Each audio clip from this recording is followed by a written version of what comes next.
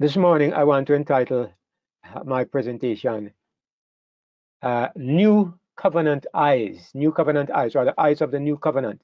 And I am simply wanting to emphasize something that I believe we all know theoretically very well. But under this heading, I want to just look a little bit at it again, at the topic again, and perhaps to refresh our thoughts and to help to refocus those thoughts. One of the things that I sometimes sense is that we're all ministers and subjects of the new covenant, but sometimes we don't apply the principles of the new covenant consistently. And that is one of the problems with Christendom in general, because they have a hybrid religion which is part old covenant and part new covenant. They embrace the new covenant but still apply and live by principles of the old covenant. So I hope that in one aspect, at least one aspect, this morning we can focus a little bit more fully on the meaning of the new covenant. And so I want to entitle my presentation New Covenant Eyes. New Covenant Eyes. I'll go to my Bible as always, share my screen, and I want to start off with what I'm going to refer to as Jesus's mandate. You know, a mandate is a commandment, or it's something that is required or something that is desirable. And Jesus's mandate, I am reading from John chapter 4, verse 24. Jesus says, God is a spirit, or God is spirit. I understand that in the Greek it says, God is spirit. The "a" is not there. God is spirit. And they that worship him must worship him in spirit and in truth. I refer to it as a mandate because a mandate means something that you're impelled to do, you're compelled to do. And usually a mandate begins with the word must. You must do.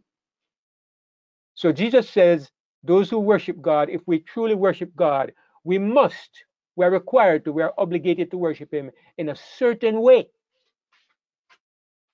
And he mentioned that this way is in spirit and in truth.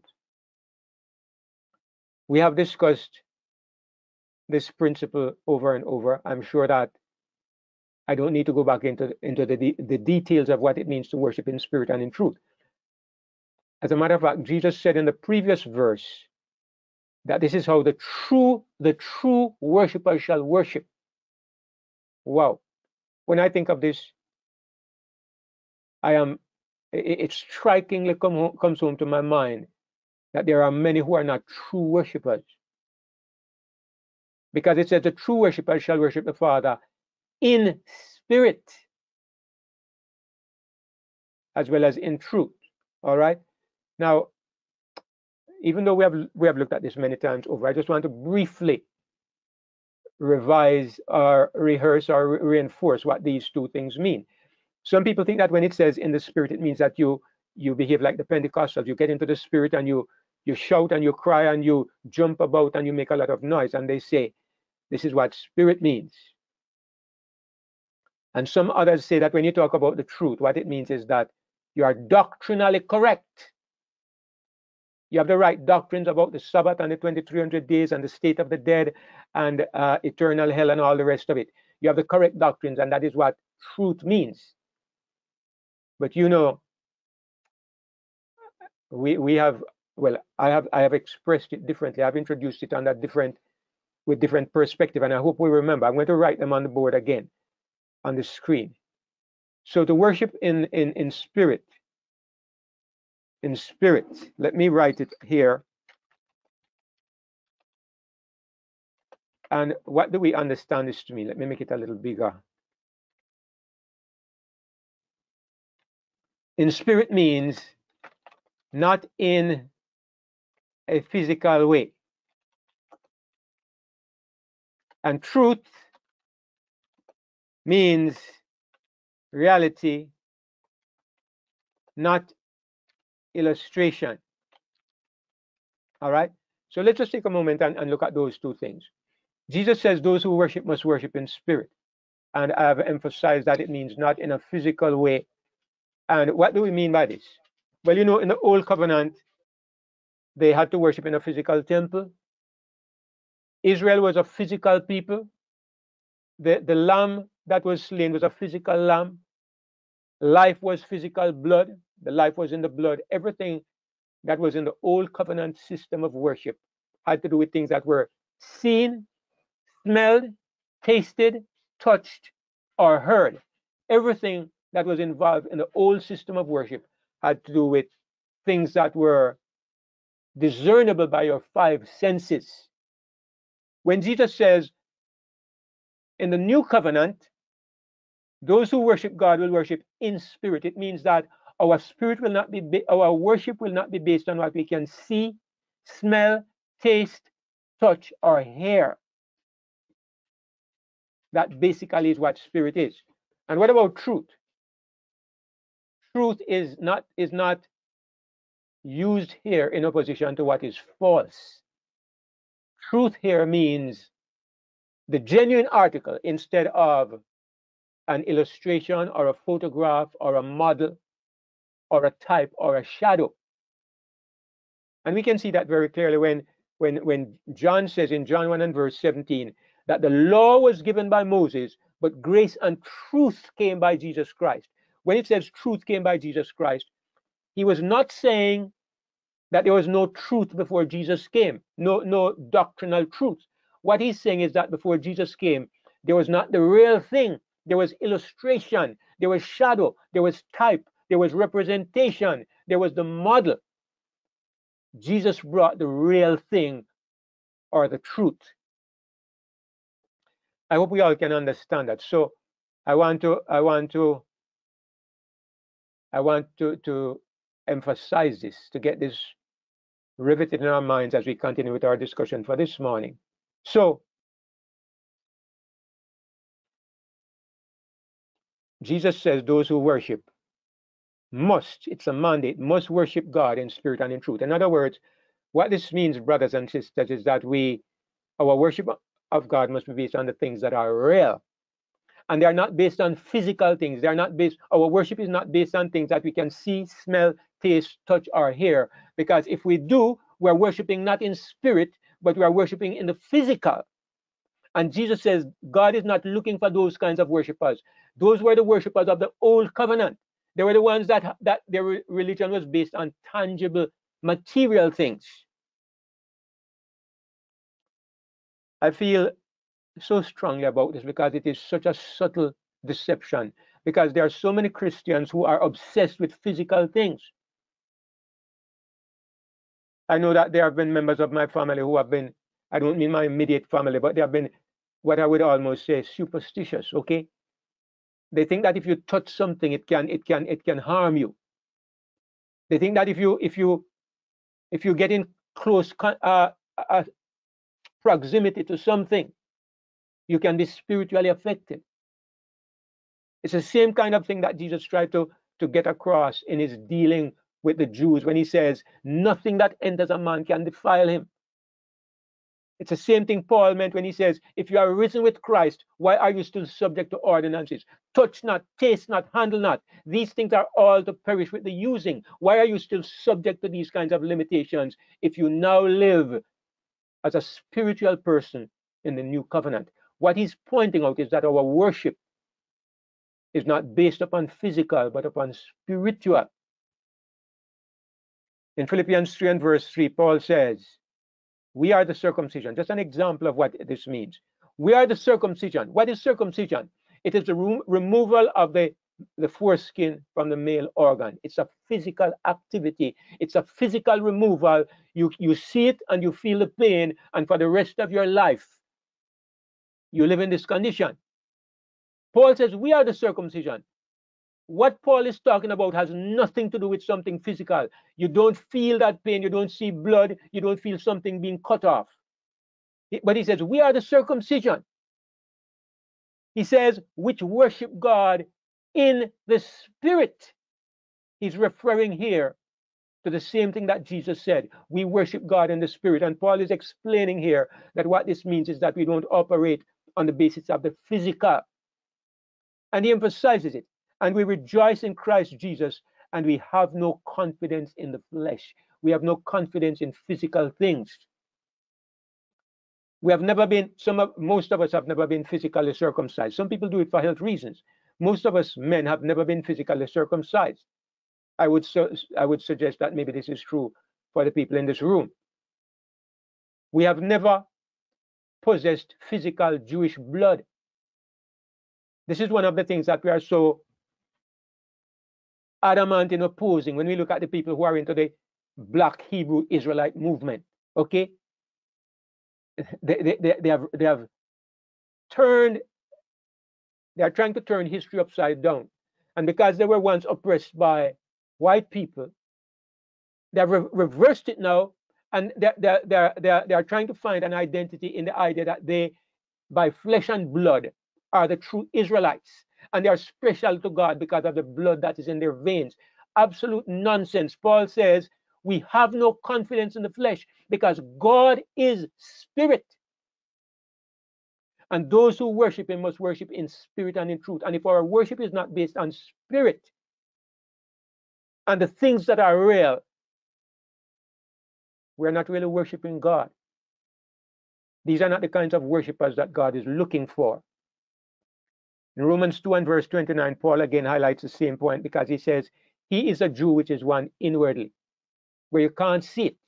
You can't hear, touch, feel, smell.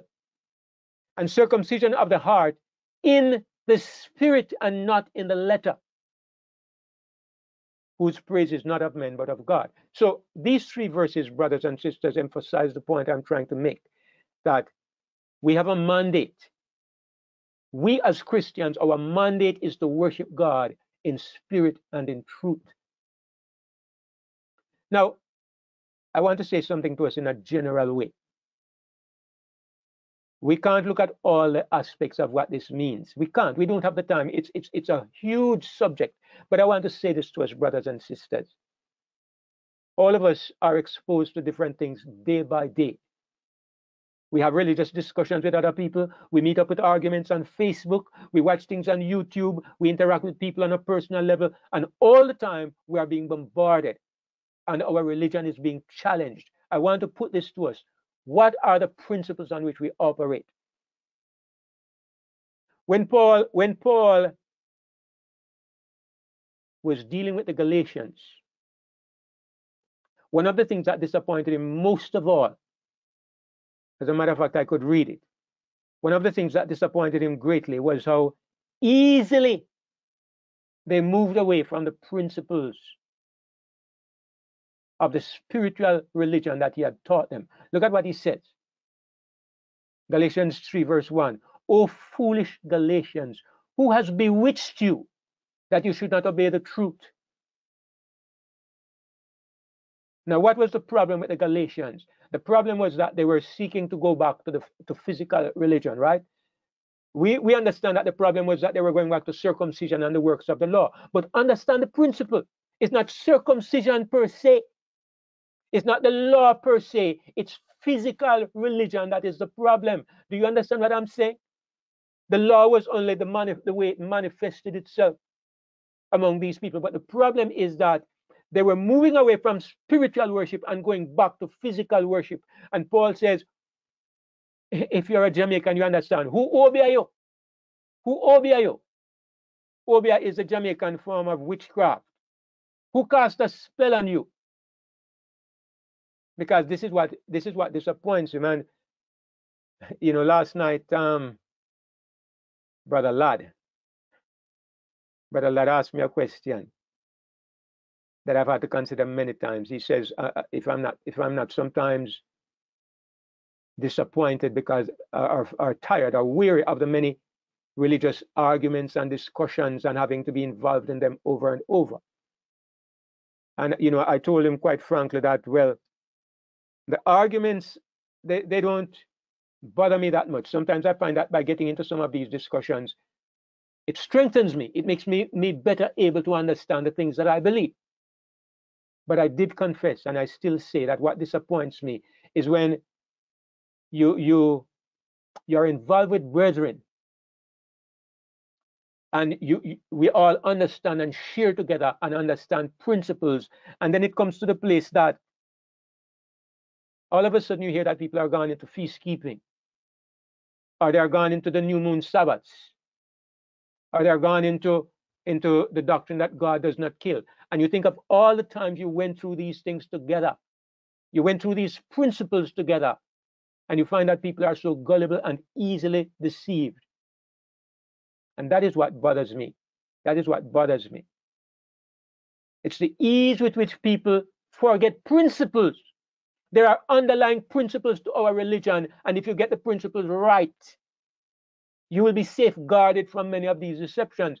And this is a principle that Jesus gave us. We worship God in spirit and in truth.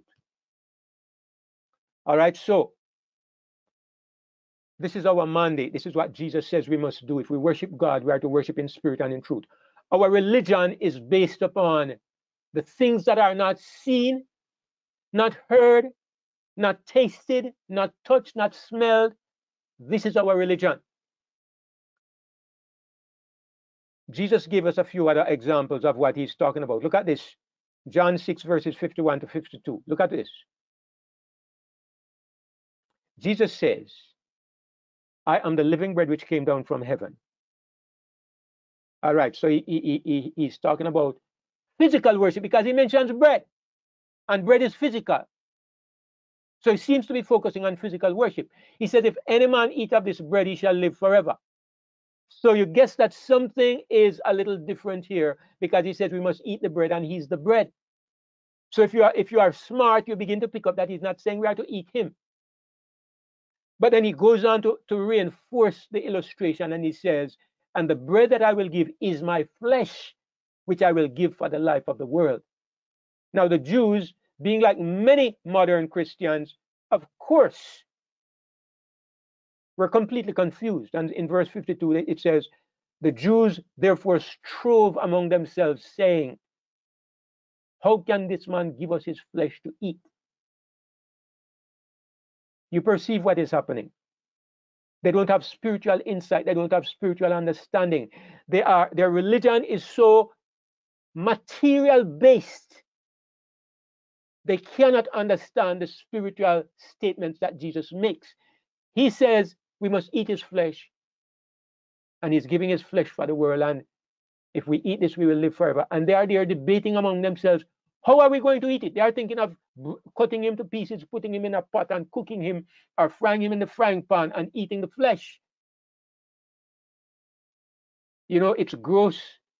And you wonder, how could they be so simplistic? But I wonder sometimes if we don't find ourselves falling into the same kind of trap because we don't apply the same principles consistently. That's a challenge we have as Christians. We're not consistent in how we apply our principles. In verse 63 of the same passage, Jesus says, it is the spirit that quickeneth. Again, we look at the principle of worshiping God in spirit.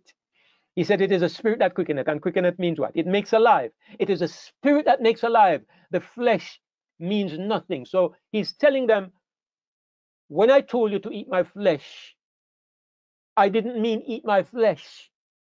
I meant you are to partake of my spirit, because the flesh is nothing. He's telling you that physical things are meaningless. They have nothing to do with the worship in the spirit. He's telling you that the physical things are not the things that we are to pay attention to. But even then, he goes on to say something else that is also misunderstood, because he says, the words that I speak unto you, they are spirit and they are life. And some of our brethren today, we know, have taken this to mean that the spirit is the words. The words themselves are the agency of the spirit. So they move from one error into another error because they still don't understand spirit and in truth. Words are things that you can see. They're on the paper. All of us are looking at them now. They're on the screen. Words are things that you can hear. I'm speaking them and you are listening. So words in themselves are not spirit and they are not life. But words are used to convey to us things that are spirit and things that are life. So as we hear the words of Christ, and as we believe in those words, we can receive the things that those words speak about.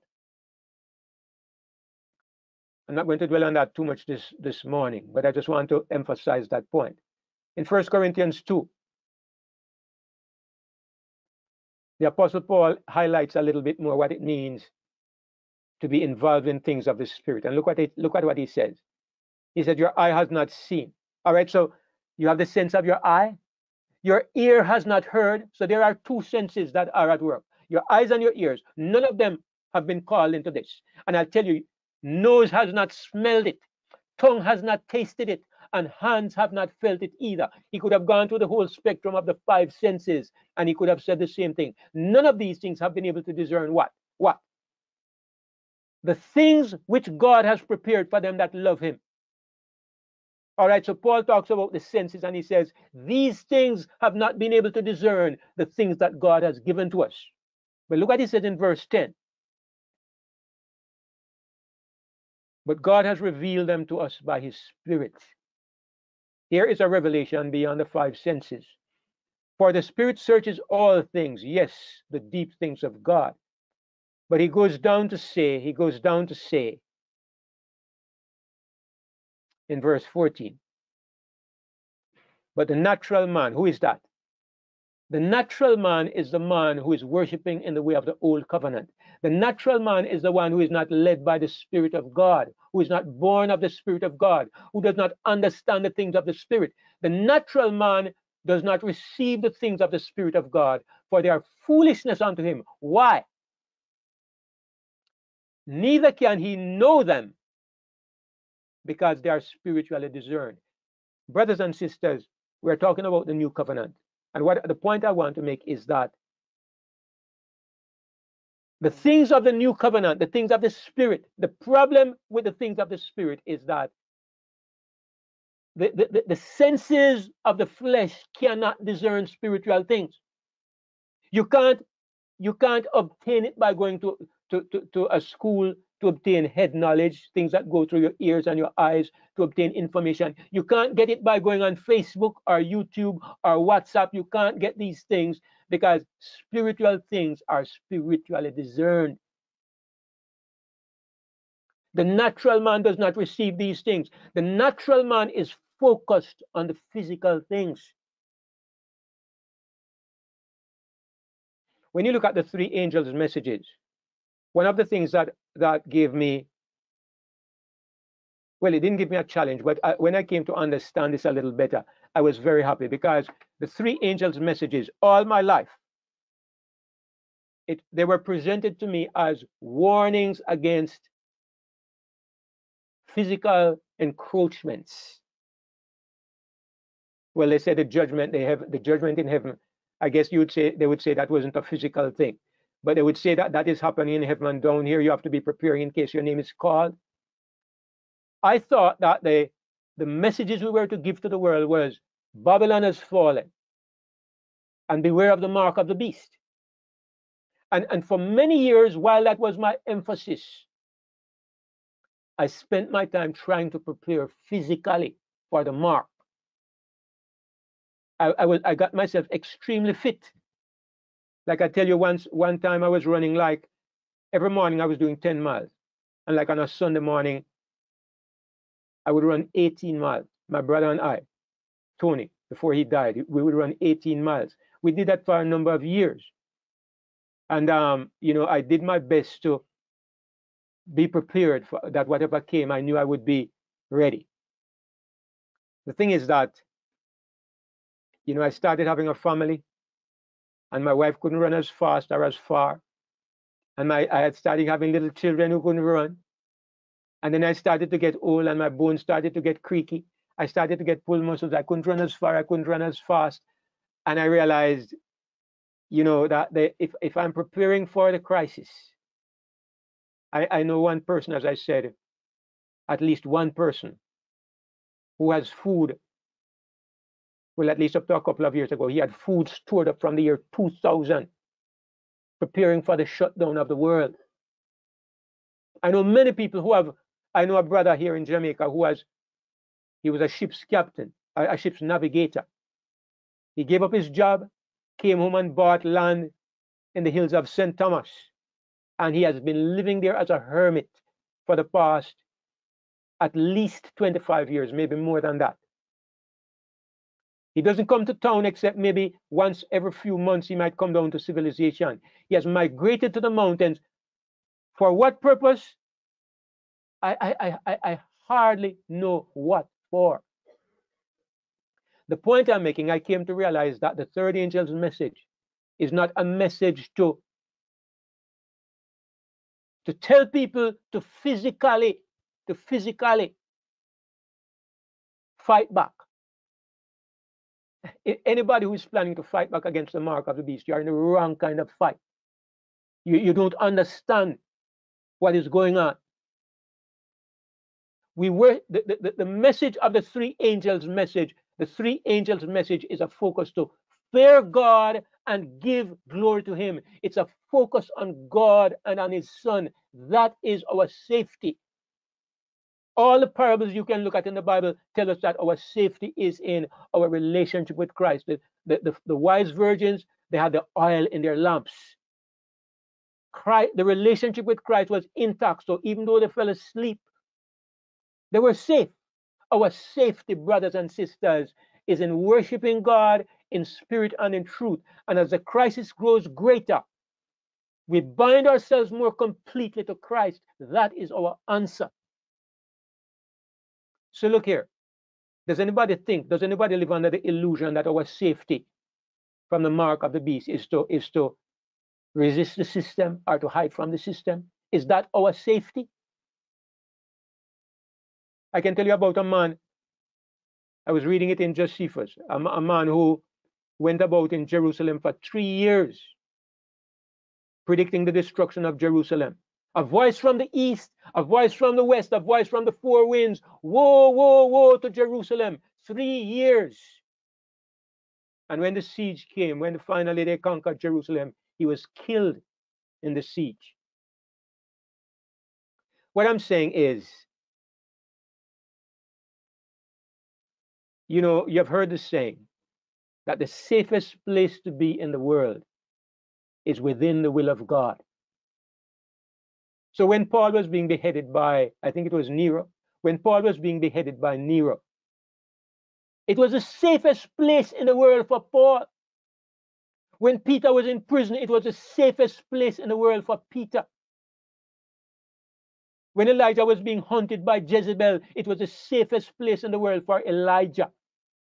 What I'm saying, brothers and sisters, as Christians, our relationship with the Lord is the most important thing. And the physical environment is what God places around us. It's where God chooses to put us. So anyway, I drifted off a little bit from my theme, but let's get back on track. So Paul says that the things of the Spirit of God, they are not known by the natural man. He cannot receive them. And the problem is that there are so many Christians who they lay claim to the new covenant, but they are still firmly rooted in the religion of the eyes and the ears and the nose and the taste and the smell. Even among those who claim to be evangelicals, they are obsessed with physical Israel. They think that physical Israel, the physical Jews, are still God's special people. Many of them are obsessed with America. They say America is the new Israel, new Palestine, where God has special favor over this place of real estate. They think God is a God of real estate. These are the perverted, what should I say, mongrelized ideas that come in and mingle with the new covenant. And I'm saying to us, brothers and sisters, it is my desire that all of us in this room might be able to make that clear distinction between the principles of the old covenant and the principles of the new. The thing about the new covenant, well, I'm going to get to this. Let me not get ahead of myself. The challenge that we have You know, as David put it in Psalm 84, verses 2 and 3, David says, "My soul longeth, yea, even fainteth for the courts of the Lord. My heart and my flesh crieth out for the living God." What was David's problem? I think it's a similar problem that we have today. David wanted the presence of God. David wanted fellowship with God. And he expressed in poetry the agonized hungerings of his soul. He wanted it badly. I know all of us can empathize with this. David was even envious of the birds, right? Yea, the sparrow had found a house, and the swallow a nest for herself where she may lay her young, even thine altars. In other words, it seems what happened was that David saw that some of these birds went into the temple and made their nest there. And he was contrasting it with him. He wasn't able to go into the temple and live like the birds. And so he was saying even the birds were more privileged than him. But what did he want? He wanted an experience with God where he was constantly in the presence of God. Now, why did David have this problem? It was because primarily the worship of David's time was a worship that was physical. You see what I'm saying? For David to really have the presence of God, he felt like he needed to go into the temple, the courts of the Lord. His heart was crying out for the privilege of being there all the time. This is how it was under the worship of the old covenant. You had to be in a physical place, in a physical environment. He's longing for that fellowship. And the problem is that we find ourselves in the same situation because we can't hear God. We can't see God. We can't smell him, touch him, or taste him. Even though we get up this morning and we spend some time alone with him in the quiet and the dark, we are groping, trying to find him and to touch him and to feel him. And it's so hard. That is the problem. The problem is, although we want to live in the spiritual world, we want to live in the spiritual world. That is where Jesus said we should live. We want to live in the spiritual world, but we exist in the physical. You see what I'm saying? We exist in the physical. My body is here. My eyes are here. My ears are here. When I step out of this room, I will interact with things that are physical.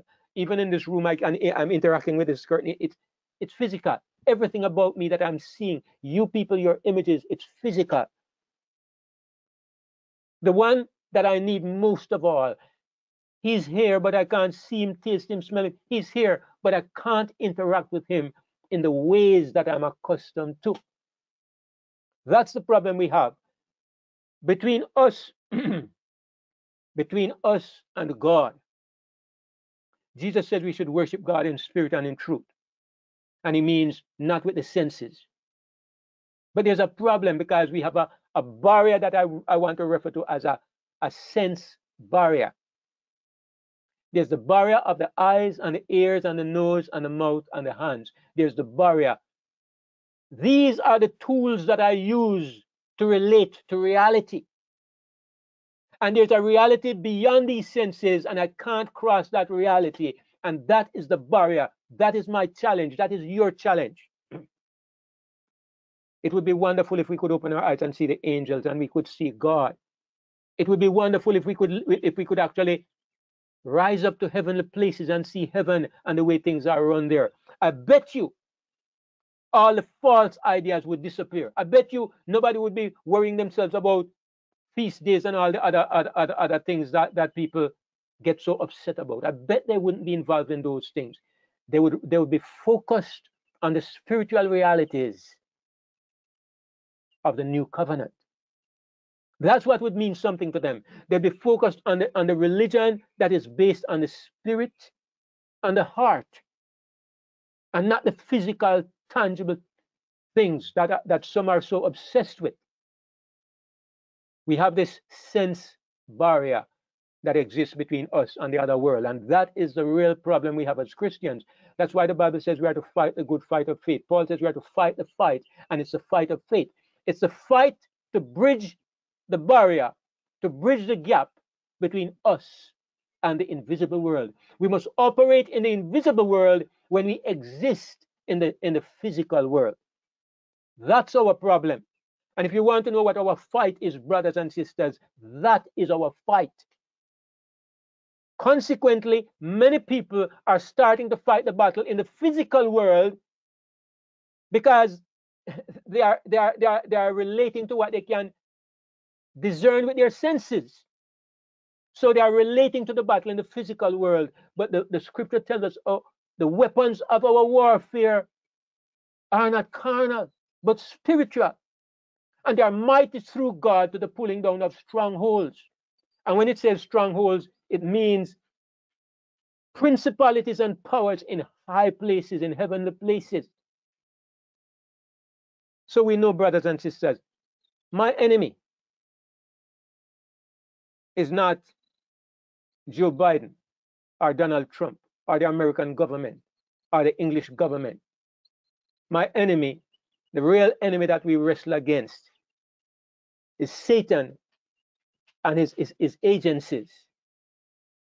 They work through these human agencies, but are we going to fight these human agencies? What are we going to do? Go out and buy an AK-47? What are we going to do? Go out on the street and rouse up the people and tell them to attack a government building? What are we going to do? No. The weapons of our warfare are mighty through God to the pulling down of strongholds, but they are not physical weapons because we are not wrestling against physical elements. You see what I'm saying? We belong in the spiritual world. Our battle is in the spiritual world because we are spiritual beings and we worship God in spirit and in truth.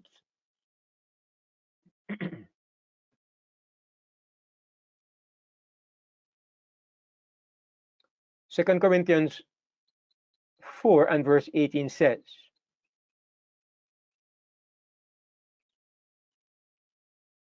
let me read from verse 17. All right. For our light affliction, which is only for a moment,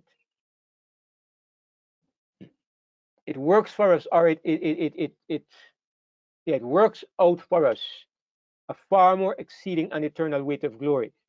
And what is Paul calling our light affliction? He's talking about people being thrown to wild beasts. He's talking about people being burned alive. He's talking about people being beheaded. And he calls it a light affliction. I guess some of us have yet to taste what this light affliction means. And no doubt when in the crisis that is coming, some of us are going to face this. Some of us are going to die. Some of us are going to be tortured. Some of us are going to suffer what the world might consider great tribulation. Paul refers to it as light affliction. Because he's seeing things spiritually. He's not obsessed with the physical. For the people of the world, this is not a light affliction. It's trauma, it's death. It's something to create a revolution about. Paul said it's a light affliction.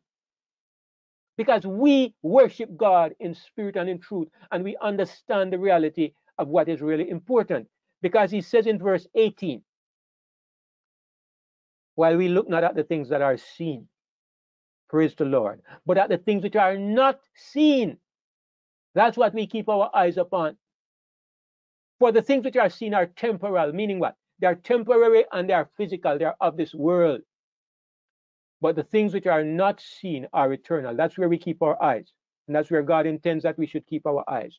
This is the religion of the new covenant, brothers and sisters. I'm so impressed with this because I look around, get onto some of the messages that are being preached and the things that are being said, and look at what people are emphasizing. And so much of religion today is based upon the physical. So much of it. It's like God doesn't exist. It's like spiritual things are fiction. It's like somebody would say, come on, Brother David, let's be practical. What? Spiritual things are not practical? Spiritual things are not real? Those who are of this world are obsessed with this world. Those who are of the world to come and those who are spiritual are obsessed with spiritual things. So what we can see here is that the spiritual things are invisible, they're intangible. So how do we interact with the spiritual things? And if we can't see them, touch them, hear them, smell them, how do we interact with them? Brothers and sisters, the answer is we interact with spiritual things through our thoughts, through our spirit, but our spirit finds expression through our thoughts.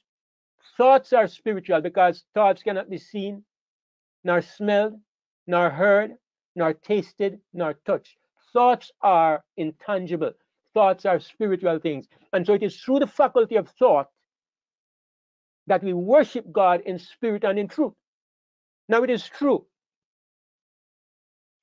that what we think, it affects the physical part of us. Agreed. I agree. The physical part of us is where the inward part appears. All right. So there are certain things I won't do in the physical realm. I won't worship an idol. I won't commit adultery. I won't steal. Those are physical things. But those things are only the product of what goes on in the spirit. We have learned this lesson and we have taught this lesson and we have emphasized this lesson that sin is not simply what you do. That's the concept of the limited thinking. We believe that sin has to do with the nature of your spirit. So what is in the spirit is the most important thing. And when your spirit is right and when you worship God in spirit and in truth, the outward behavior follows naturally. You don't have adulterers among those who are born again. You don't have thieves. You don't have whoremongers. You don't have people who are obsessed with the things of the world. Why? Because the inside belongs to God. Because inside you are in connection with invisible spiritual things. And it shows on the outside. But it shows on the outside not because we are obsessed with the outside, but because we have found the right place for the inside.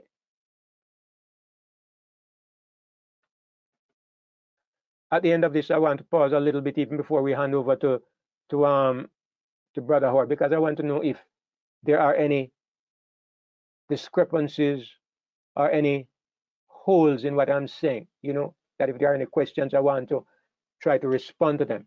In Hebrews 11, verse 27, it says, speaking of Moses,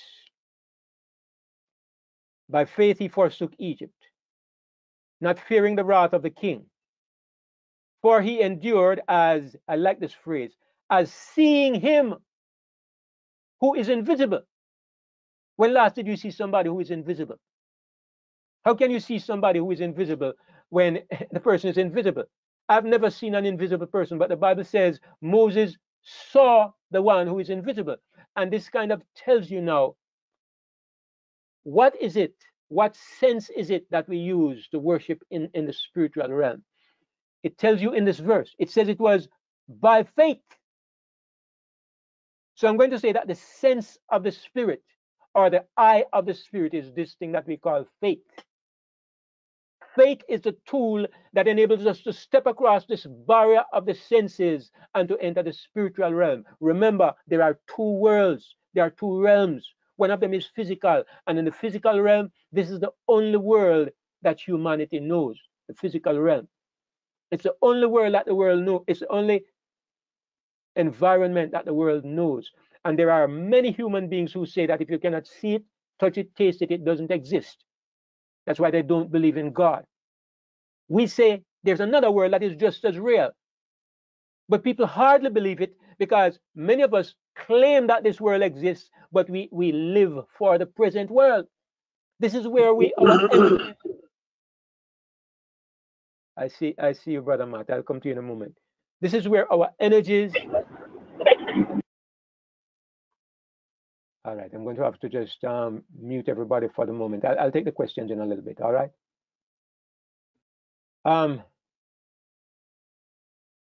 This is where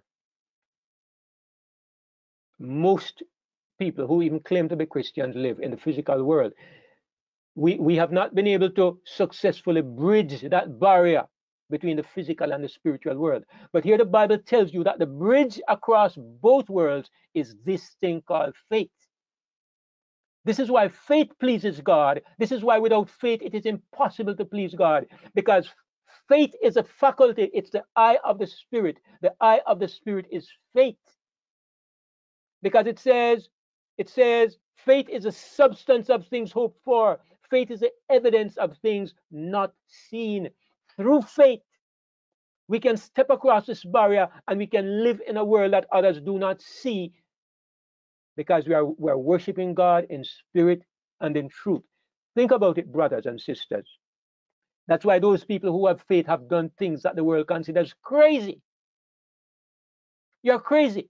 Somebody's passing by and he says to you, follow me and I'll make you fishers of men. You're a fisherman, it's your living. You have done it all your life. It's the only job you know. You put down everything, you leave your boat, you leave your net, and you follow this man around for 3.5 years. You're crazy. Faith is seeing the things that others cannot see, because faith takes you over into that realm, into that arena.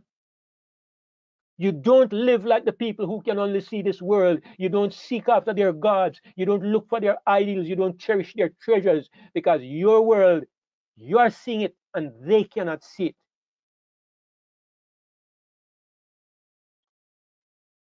Faith is able to break this barrier between the two worlds. And look at what Jesus says in Revelation 3 and verse 18, when he's speaking to the Laodicean church. He says, I counsel you to buy of me gold tried in the fire, that thou mayest be clothed, mayest be rich, and white raiment, that thou mayest be clothed, and that the shame of thy nakedness do not appear. And look at the third thing he says. He says, and anoint your eyes with eye salve, that you may see. Again, Jesus is using physical faculties. He's talking about the faculty of eyesight, and he says, look here, you're not seeing. What are you to do? Go down to the ophthalmologist and get your eyes tested? Just let us understand that I'm asking a simplistic question, but you have to apply the same principle in every detail of our experience as new covenant believers. Where do we break away from the spiritual principle and start operating in the physical realm? You should never do this in any aspect of our religion at all. Jesus says, anoint your eyes with eye salve, that you may see. And we understand he's saying there is a faculty of sight. Some of the people who need this eye salve, they may have 20/20 vision physically. They don't need glasses like I do, but they are still blind and naked. And Jesus says, you need to see. So he's saying there's a faculty of sight that enables you to see in the spiritual realm. And that faculty, I believe, is a faculty of faith. That faculty of faith. The problem with faith, there's a problem with faith, and I just want to, we all know what it is, okay? I wish I could just believe this morning, and bang, I run into automatic, and I'm believing maximum, at the maximum level for the rest of my life. That would be so wonderful. I came back from South Africa on Wednesday. Thursday, I was half dead. When was it? Thursday, I was half dead. I was so tired. I was suffering from jet lag. I couldn't think or concentrate. I didn't even try to have the webinar. Friday, I was kind of spaced out. It's like all the muscles in my body were paining me for some reason that I can't explain. And I was weak and I could not concentrate, even to prepare for today. You know, they would say the vibes wasn't there. The clarity and the mindset were not there. And, you know, I was just thinking, my goodness, having faith is one thing, but what happens when you're dry and you're barren and you're empty and your mind just won't cooperate? How does faith work at that time? And, you know, I realize, I mean, I am asking the question, but I realize that faith is more than just a momentary thing. Because the faith that you have, the faith that I have spans 47 years.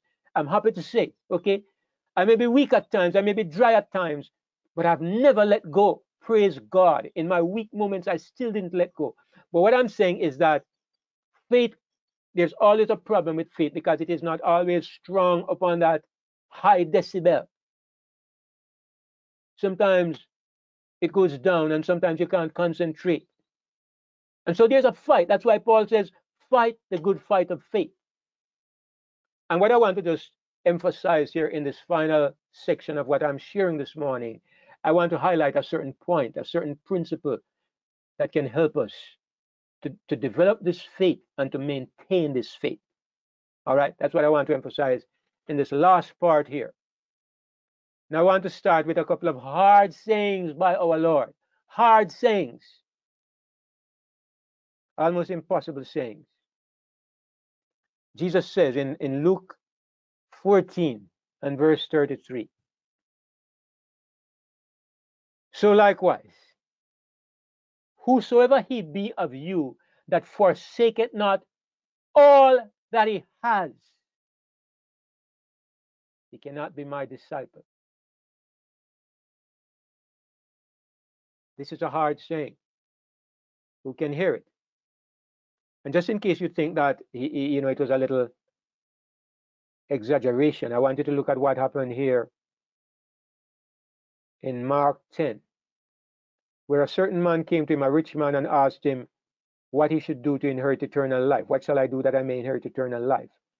And Jesus told him,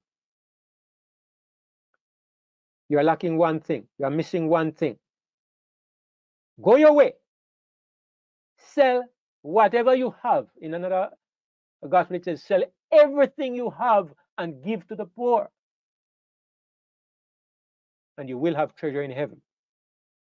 And come, take up the cross and follow me. He might as well have told the man to go out and hang himself from a tree. This was death to this man, death to this man. But what is Jesus doing? I want you to look at what he's doing. He puts both worlds before the man. He puts both worlds before the man. This is what he's doing. What is he offering him? He's offering him treasure in heaven. Okay, that's world number 2. On what basis? It is to give away world number 1.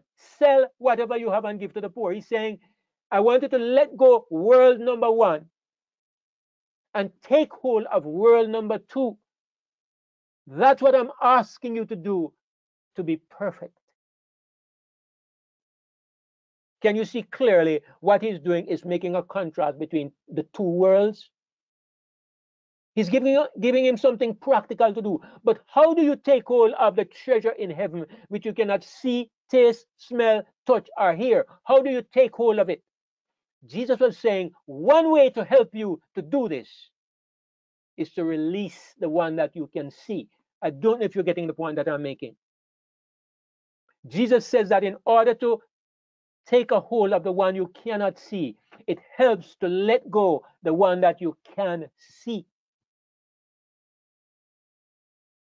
Now, I thought hard before emphasizing this point. You know why? I don't delight in being a hypocrite, and I don't want to say something that I'm not willing to embrace myself. So I wouldn't want to encourage everybody to think about this, that to obtain number 2, you need to give up number 1. I don't want to encourage anybody to do this if I'm not willing to do it myself. But it's what Jesus is saying. The point he's making is that you can never fully embrace number 2 because number 1 becomes an obstruction in the way. And if you look at it, it's a principle right throughout the Bible. Even in Psalm number 50, one of those Old Testament passages that talk about the coming of the Lord. Look at what it says. It talks about the eternal God, the mighty God has out of Zion the perfection of beauty, God hath shined. Our God shall come and shall not keep silence. And it says in verse 5, gather my saints together unto me. Look at this strange phrase. Those that have made a covenant with me by sacrifice.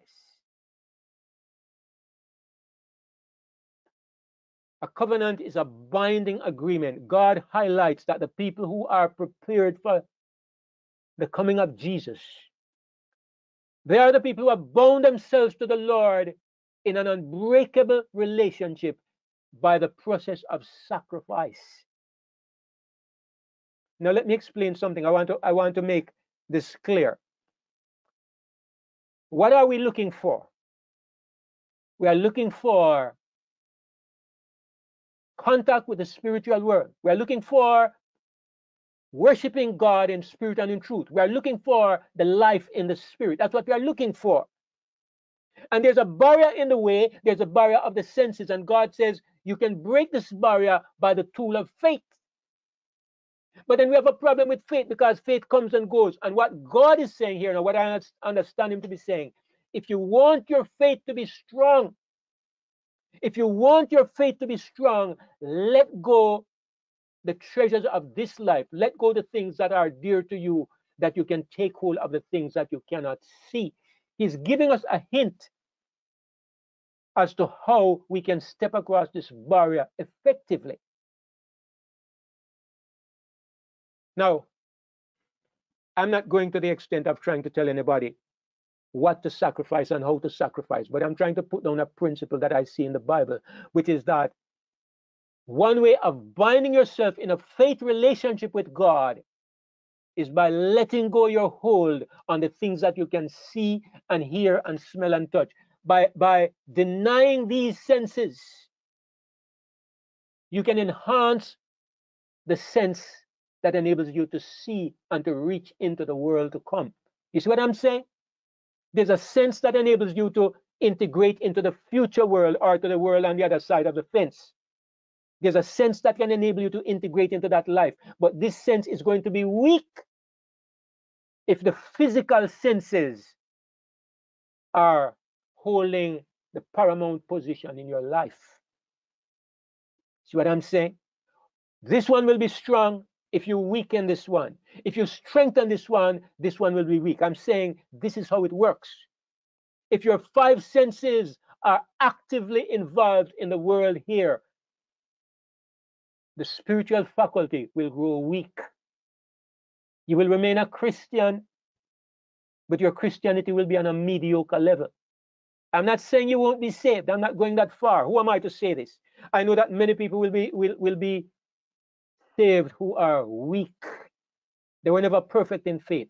But the problem is, do you just want to be a barely saved Christian? You want to be a scoundrel barely pardoned?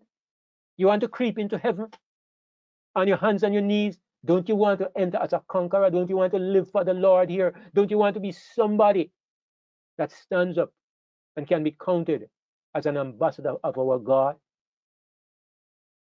So I know my time is up. I know my time is up. But I just want to just say the final word, which is that this is why fasting is so helpful. Because fasting shuts off your appetite.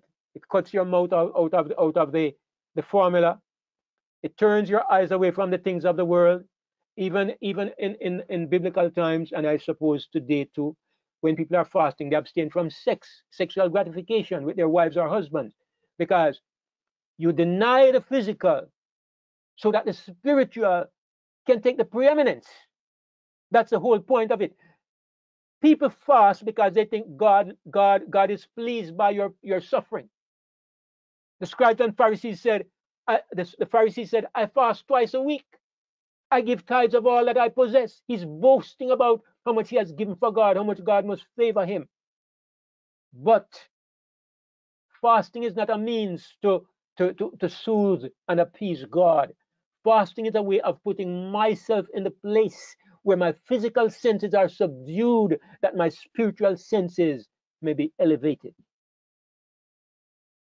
So, I know I've run out of time, and they're waiting for me at the chapel. So I just want to say, I want to thank you all for your attentiveness, and I want to appreciate your listening so patiently. I just want to, I'm praying that you might have understood what I've been trying to say today, and that God may apply it to my heart also, and not just yours.